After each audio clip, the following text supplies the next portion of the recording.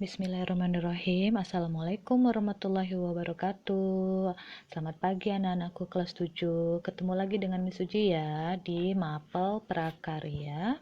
Dan kita akan masuk ke bab kedua, yaitu tentang kerajinan tekstil. Nah, sebelumnya mungkin kalian sudah mengikuti di bab 1, yaitu tentang kerajinan serat. Untuk kali ini kita masuk bab kedua tentang kerajinan tekstil. Oke, kita mulai dengan membaca doa dulu ya. Semoga pelajarannya yang bisa kalian terima hari ini lancar, terusnya bermanfaat buat kalian. Sesuai dengan kompetensi dasar kita yaitu KD 3.1, memahami pengetahuan tentang jenis, sifat, karakter, dan teknik pengolahan serat dan tekstil. Nah, untuk bab 1 kita sudah bahas kerajinan serat, sekarang kita belajar tentang kerajinan tekstil. Untuk tujuan pembelajaran kali ini yaitu kalian diharapkan akan mengetahui pengertian tekstil itu sendiri, kerajinan tekstil, dan fungsi dari kerajinan tekstil tersebut. Kita mulai aja ya. Baiklah, yang pertama yaitu tentang pengertian tekstil itu sendiri. Anakku kelas 7, di sini kalian bisa lihat dan kalian bisa baca tekstil ya. Buat kalian yang mungkin belum familiar dengan tekstil itu apa. Tekstil adalah bahan yang berasal dari serat yang diolah menjadi benang, lalu dirajut atau ditenun menjadi kain sebagai bahan untuk pembuatan busana dan berbagai produk kerajinan tekstil lainnya. Dengan kata lain, tekstil itu ya berupa kain ya. Nah, sedangkan kerajinan tekstil yaitu produk yang memanfaatkan bahan baku tekstil yang tersedia dan dikerjakan secara manual, dihasilkan melalui keterampilan tangan dengan alat bantu sederhana dalam jumlah yang terbatas. Jadi kerajinan tekstil itu merupakan produk-produk yang bisa kita hasilkan dari tekstil itu sendiri, dari kain itu ya.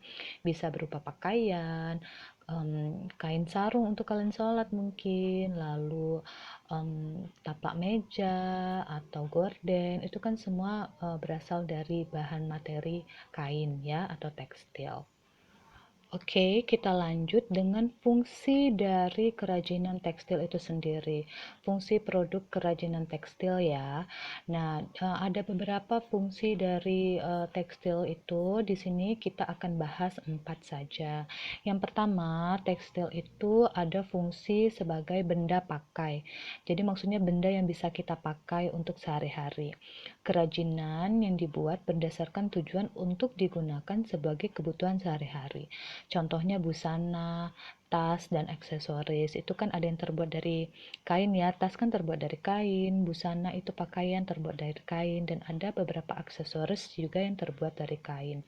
Itu sebagai benda yang bisa kalian pakai sehari-hari ya. Jadi fungsinya sebagai benda pakai. Kalian bisa lihat contohnya. Lalu yang kedua, fungsi penghias. Jadi tekstil ini bisa dipakai fungsinya untuk penghias.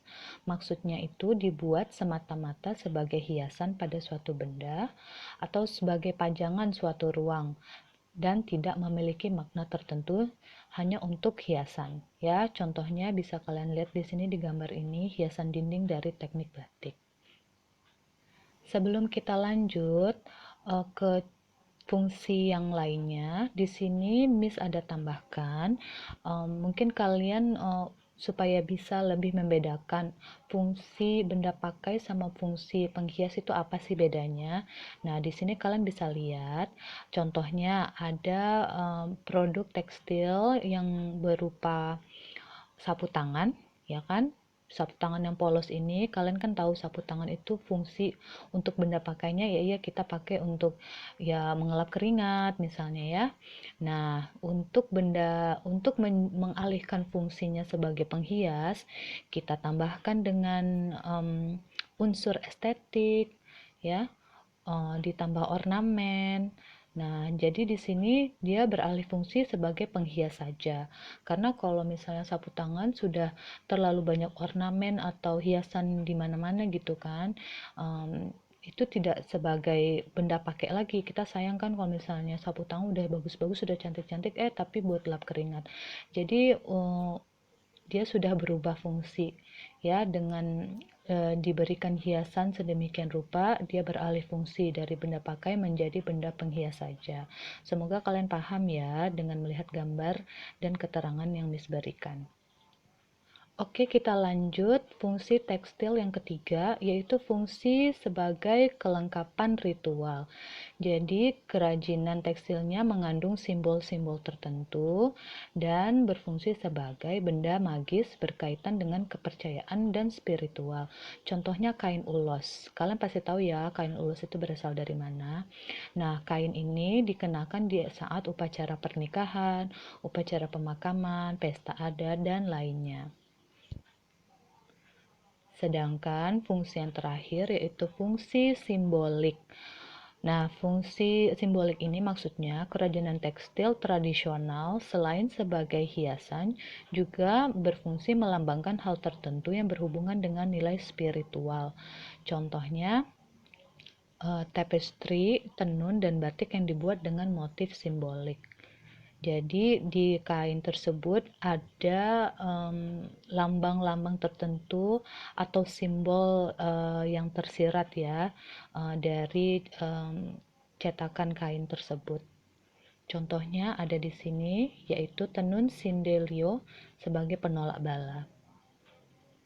Baiklah anak-anakku, jadi kita sudah mempelajari barusan tekstil itu apa, kerajinan tekstil itu apa, dan fungsi-fungsi dari kerajinan tekstil. Tadi ada 4 ya yang sudah Miss kasih, yaitu fungsi benda pakai, fungsi penghias, fungsi kelengkapan ritual, dan fungsi simbolik. Jika kalian lupa atau belum paham, silakan menonton lagi video ini. Oke, sekarang buat anak-anakku yang sudah paham, sudah mengerti, silakan membuat rangkuman atau mencatat hal-hal yang kamu anggap penting dari video ini, dari penjelasan Miss Suji. Ya, kalian tulis di buku catatan. Jangan lupa tulis juga tanggal hari ini, nama dan kelas kamu, nama lengkap ya.